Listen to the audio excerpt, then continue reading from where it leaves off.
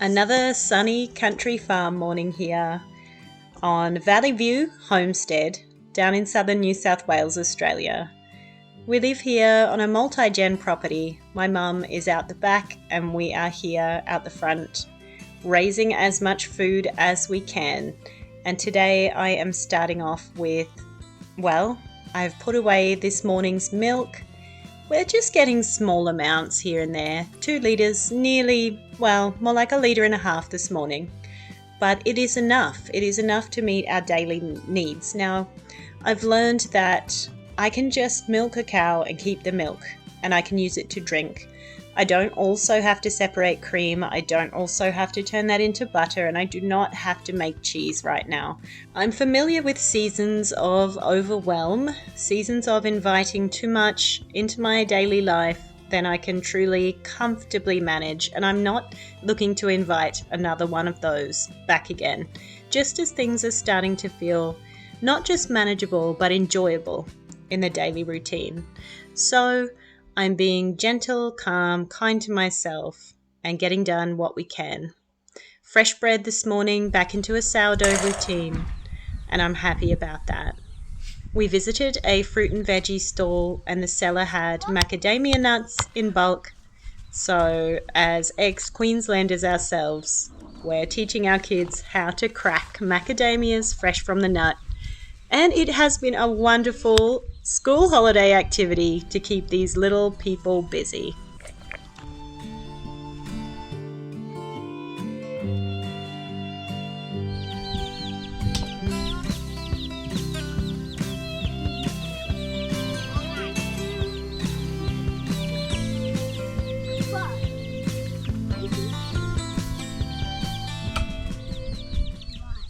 This fence along here, dividing our backyard, I suppose, is what we've been working on as a family for the past week.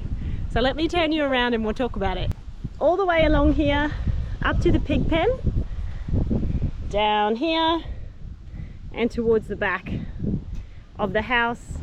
Over on this side, we've got the chook pen over there, and over here is where the pigs live. They've got a good, I'm gonna say, 1/8 of an acre. There you go, I'll just guess it. Now, what we've been doing is setting up an electric wire along here so that we can graze our cattle over on this side. We look at this and we see food production.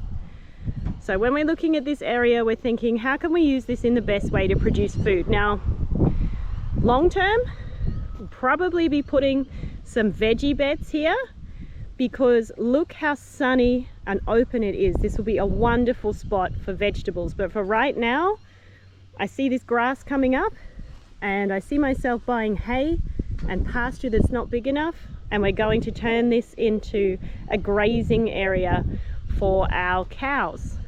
So right now we have the 4 cows. We have 2 milking cows and their 2 heifer calves.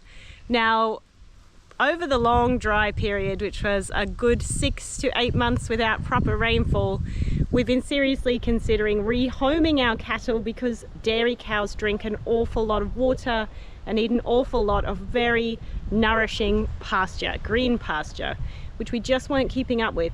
But as you can see, oh, how good is it to see green and blue again? We had a beautiful rain, things have started to grow, and it's just a relief from such a long dry period.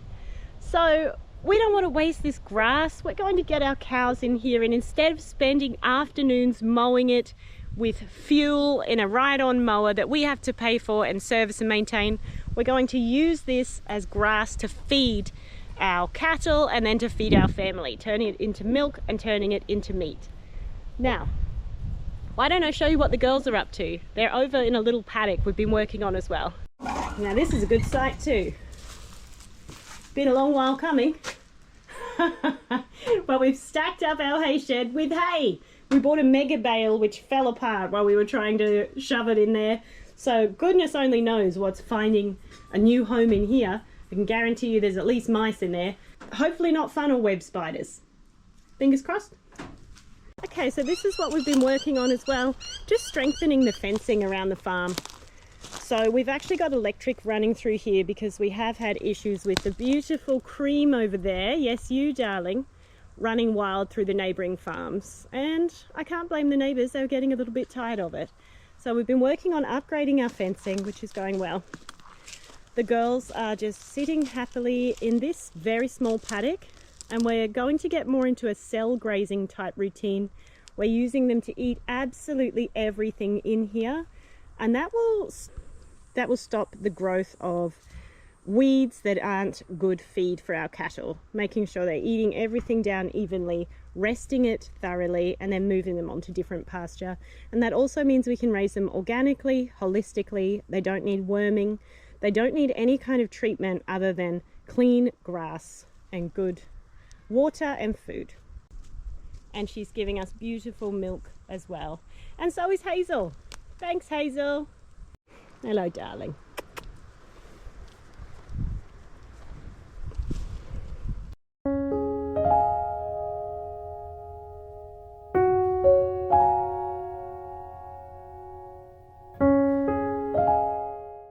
Now, we have not prepared a whole roast chicken in so long. My family is quite excited about this hot lunch today. And, you know, rightfully so. It is a bit of a treat, really, to have a whole hot roast chook. Now, these chickens, these organic chickens from Woolies, and I think Coles has them in some states as well, but not at my local. They are quite tasty for the quality that they are.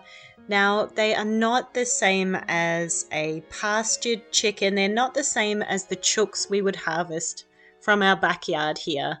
Basically, they are the same as purchasing a free-range chicken and then that free-range chicken being fed organic, certified organic grain or pellets instead of just the non-organic feed that is fed to free-range chooks.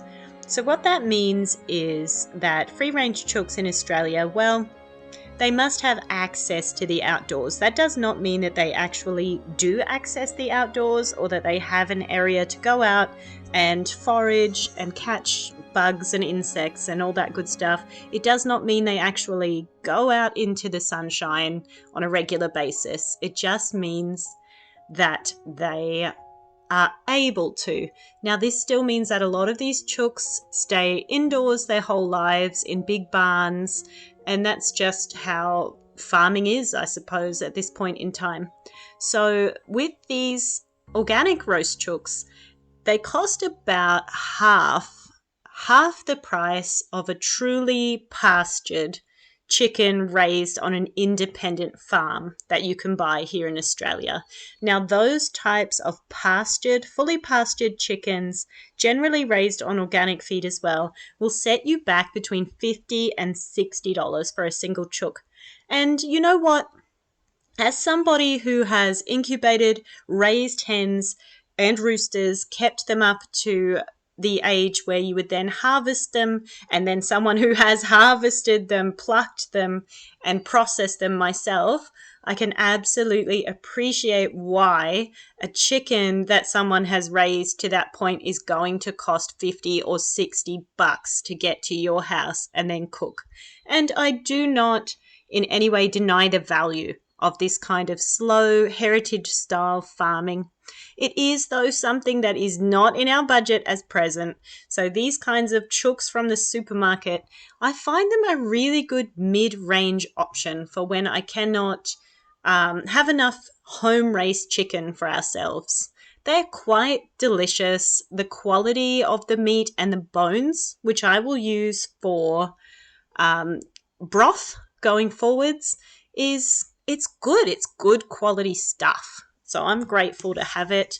Now, this is a double loaf. So I've used 5 cups of flour, 2 cups of water, 3 teaspoons of salt, and just a good serving of sourdough starter. I never measure my sourdough starter. I just chuck in a good amount, probably between half to 3/4 of a cup of live bubbly starter, and let that ferment in the fridge overnight. This one has turned out beautifully, and I'm happy to have it. We have not had home-baked bread for the last 2 weeks. While I've been doing all the school planning for the school-age kids, we have 4 children registered for homeschooling this year and 2 preschool kiddos. While I've been in the midst of school planning, I've given myself permission to just have a break, to truly let go of making everything from scratch. And I've just bought bread and I've just done the things that make life easier. And I know that for me, just being in between worlds, enjoying the convenience of being able to purchase things when I need my energy elsewhere is a real relief and a good safety net and just reality for our little family. Well, I say little. It's probably not that little, is it? Now I'm starting to feel some energy to get back into the garden again after such a good solid rainfall and the loss of some of my summer planting. I do feel like maybe I can find the energy and the strength and the time to get on out there to the veggie patch and replant something that's not going to give me a hard time, something that's just going to grow and I'll be able to harvest it later on into autumn. What do you think I should be planting in my beds? I'm considering maybe I should still have time for a good zucchini crop. If I get going, it is late January right now. It is still hot and stable. And yeah, I think I could get some zucchinis together. What do you think? And I can definitely store and use and cook zucchinis without too much kitchen pressure. They are something we can easily just eat as they come up. And that way I don't have to worry too much about storing a harvest. I might also try to get some beans in the ground. If I just pick 2 crops and focus on those, I think I can relieve a bit of pressure from feeling like I have to have a full and varied veg patch. Even 1 or 2 backyard veggies that we can eat as our greens will save money off the grocery bill and, just really involve the children as well in those skills and show them what we can grow. Honestly, I just feel like for family meals, it's hard to beat a roast. I can put it in the oven. With this one, I have put some sliced mushrooms, sliced onion, and carrot underneath as well. I can just pop that in the oven with a 1/2 cup of water. You could use chicken broth if you have it, but of course this chicken is making its own broth as it roasts. So this is going to make the most delicious gravy. All I'm going to do is pour all this into this Pyrex jug here, just a glass jug, and use my handheld blender. I don't actually need to add a thing to this. To some gravies, a lemon juice or apple cider vinegar is a lovely final touch. But the flavor of this chicken, just with salt and pepper and those veggies, is really delicious. I feel like chicken gravy is the easiest, most flavorful style of gravy to make. And even better because I happen to have this fresh baked sourdough from this morning. I've let this rest for a while, while the chicken was cooking, probably 2 hours or so total from getting the chook in the oven to serving lunch. And by that time, the sourdough has rested nicely and it's ready to serve on the side. And what could be better for mopping up chicken gravy than some buttered sourdough bread? Now, I have just put on some beans and broccoli out of the fridge, and that's going to be super simple. All it is just, diced up, popped into a pot with a minimum of water, and I have steam boiled kind of thing. Those for a good, it does not take long, 10 minutes or less. And then, of course, butter on the side. Now, this is a nice big chicken. This will feed my family of 8 There will be no leftovers, but there will be an awesome chicken carcass to make chicken broth out of, which will help me to get a second meal out of this chook.